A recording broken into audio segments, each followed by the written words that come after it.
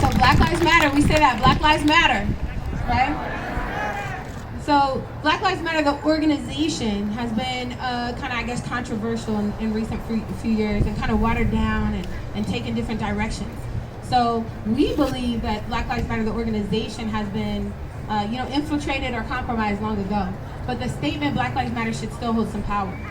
However, we see in this country that statement really doesn't hold true. We know that Black lives really don't matter. It's what we see every single day happening. So we know that Black power matters. We know that brown power matters, right? And we know that power of the people matters. That is what matters. So we have to invoke that power of us.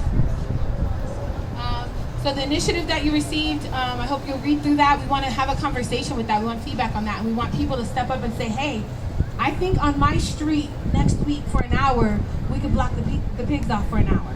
And we could clean up that street. Or we could help that old lady, get her yard together. Or we can bring some books over for the youth on that street. So we need people to actually step up in our neighborhoods and say, hey, absolutely. And have, people come to the front of the leader of the pack here and say, hey, I volunteer my street, or I think I can get my neighbors on, in my block together to do this. And we actually want to try doing this, like next week, like tomorrow, whenever people step up. I've got a really good friend that's supposed to be here. She lives on J Street. So I'm going to holler at her when she comes out here tonight and say, hey, that's the first street that we want to try to take. And like I said, even if it's just that one street for 1 hour, for 2 hours, however many people were able to hold it out there and make a difference during that time, that's the idea, and that's the ideology that we're trying to spread. So I hope y'all like it.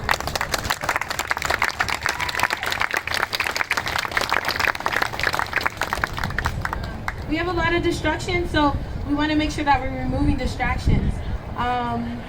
So what we see a lot of times, especially during these type of times when there is unfortunately a murder that occurs, is that we see opportunists crawl out of the fucking cracks. And we see all these state-funded opportunity, businesses, pop up, and now everybody cares and has an agenda and has a way, So we really want to get the people together instead of pushing such a state rhetoric all the time, and state-fed and state-funded, ideas and directives. We can come up with these ideas on our own. So in that, we have to be accountable to one another, like we talked about, but also really exposing. If you see some motherfucking clown around you, shutting them the fuck down. You know what I mean? Get the fuck out of here with that shit. We have to be willing to do that. There's gonna be lines for everybody. Like I said, this line of demarcation, there may be people that want to work with the police and think that's the best way to make a difference. Go ahead, do your thing. We're not gonna be those people.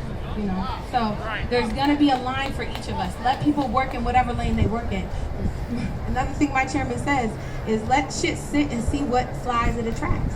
So sometimes people that are about some kind of real state rhetoric ass work serve a purpose, because whatever the fuck they put in place, and you see people swirl around them, be like, okay, that's some motherfuckers we not fucking with. So let it serve a purpose.